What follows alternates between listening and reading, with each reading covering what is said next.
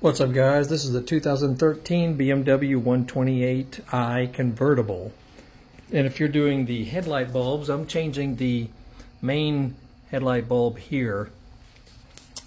It's not too difficult, but for this model you have to actually lift up the airbox to have enough clearance to get to everything in here. Otherwise there's just not enough space.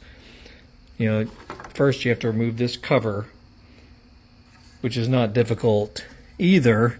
You just move these clips. See these clips? So they're a little firm, but you just pivot them out of the way, these two clips on each side. Then lift this cover out, which is this guy here. But you'll have to remove a couple of bolts here and here, and then loosen this clamp on, going to your air intake, and then just sort of pry out that right there and lift all the air box out as you see it right there. I mean, yeah, you could do it without lifting it out, but it's not easy, and then you can't really see clearly enough, to get to the clips and whatnot. If you see, like, that's the bulb right there. The brown-green wire is on top.